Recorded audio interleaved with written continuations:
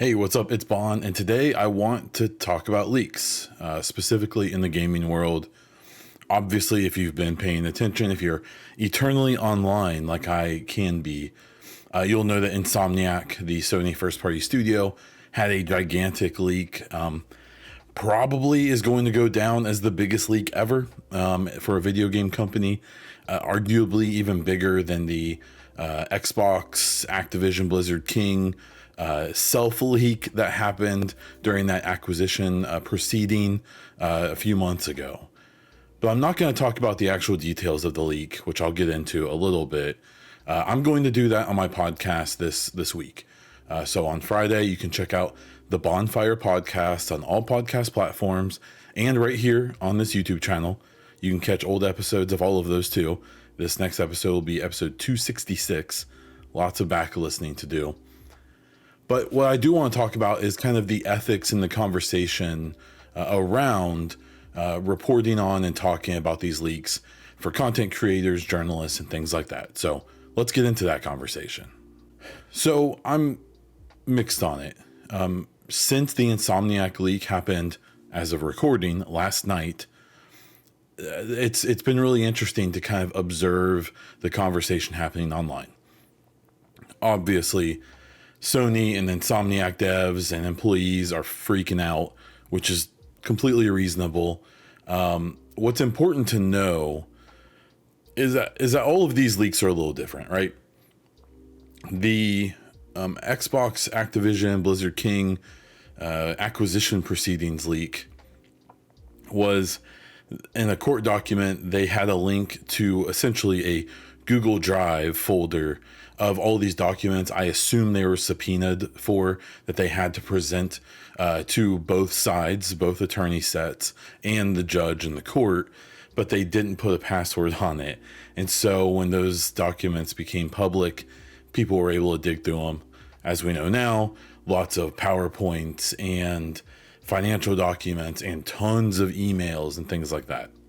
What happened with Insomniac is that a hacker group gained access to what I assume amounts to a share drive or some kind of internal drive for the company, likely through phishing an employee or something like that, through Discord or something.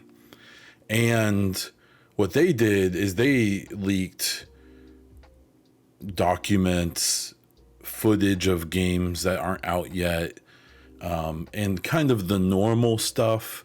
But they also leaked HR documents that include, doxing basically a bunch of the devs and stuff like that. And that's where the conversation, I think, gets more nuanced, because in general, I believe it's news.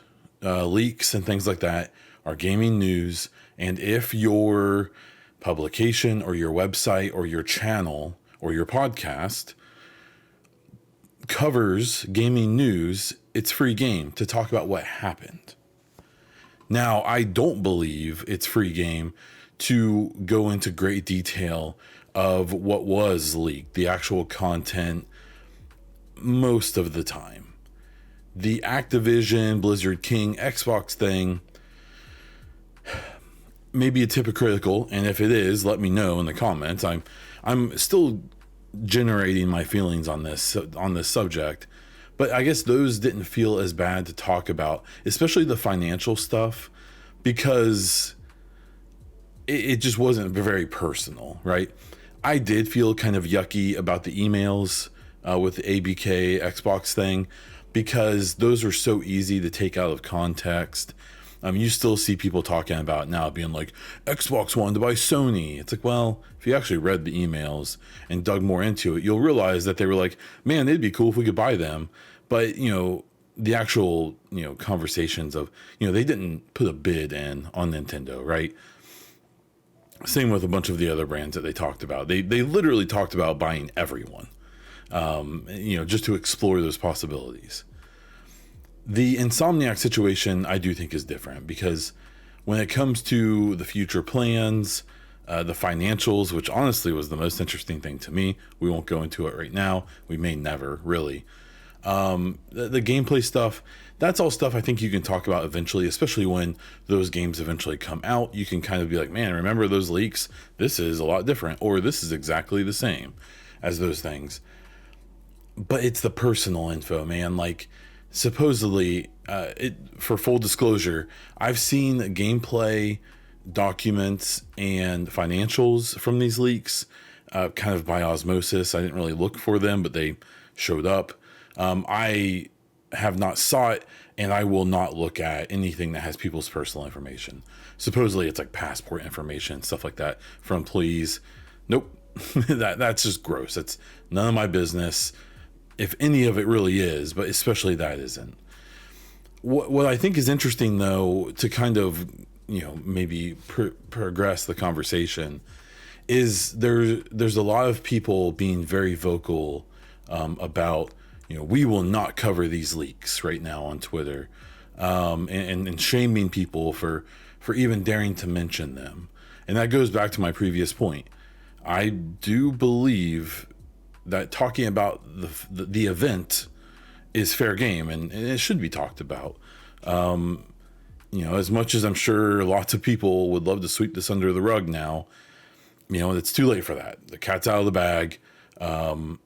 I think that at some point, by talking about it and by making it, a subject, it's kind of a, hey, every other company, this could happen to you. You better have your stuff together, because, the fault of this is on the hackers, right? The people who infiltrated their systems and got this info. And then, and in case you didn't know, they actually had a ransom on it. I believe they wanted Sony to pay them $2 million. Obviously, Sony didn't do that, and so they kept their word, and they released all of the information publicly. That's gross, right?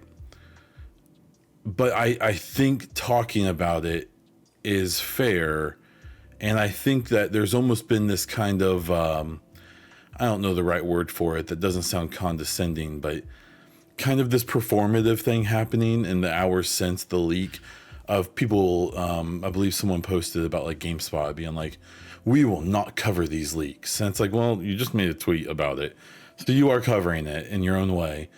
And I had two feelings about it, of like, one, like, well, it's game news, you should cover it. Like, and the other part, like, patting yourself on the back for not doing the thing, even if that tweet, or even if these publications are coming out and saying we will not cover the details of the leak, but they're still going to talk about the leak. Well, yeah, obviously that's the expected thing, at least from me.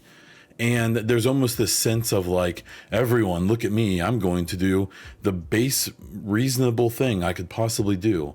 And to me, I've been hounding a lot about games media and stuff recently, and it almost seems like there's the bar is set so low for what we expect from games media as a whole, that this seems like a big deal that they aren't gonna do the awful thing, when I would just assume they won't do the awful thing. But in a day and age where, whether it's pretty historic, at least in the gaming world, publications like IGN, maybe newer websites, content creators, streamers, and podcasters, clicks are what it's all about. And, you may be someone like me who is mostly doing this stuff for fun and isn't totally worried about the clicks. I mean, I want the clicks, but I'm not gonna, sell myself out to get them. You may get people like that who, aren't worried about hitting those sensational things, hitting those topical things, hitting even those, kind of toxic topics. But you have a lot of publications and individuals who need those clicks because this is their full-time gig and stuff like that. And they're probably going to cover this stuff. And some of them are probably even going to talk about the actual leaks. I think it's a complicated situation. And I think it's an interesting conversation to have. Like I said, if you can decipher anything out of this rambling, let me know what you think. I can be convinced otherwise. I am very open-minded in this conversation of, I think I know what I believe, but I could be convinced otherwise. So let me know what you think about these leaks, how they should be covered, what should be covered, what shouldn't, if they shouldn't be covered at all. Hit me in those comments. Let me know what you think. But don't be like personally mean. I'll just mute you from the channel, just so you know. But that's all I have for this one. If you like the video, please hit the like button. Subscribe if you want more gaming news and topical conversations, or the podcast, or the live streams and such. Comment down below with what you think. You can find me all over the internet as Bond Diesel. I do have 2 gaming podcasts. The Bonfire podcast, which is a weekly gaming news podcast, and the Mass Effect Hypecast, which is a monthly-ish Mass Effect podcast I like to do. And that's all I have for this one. So until next time.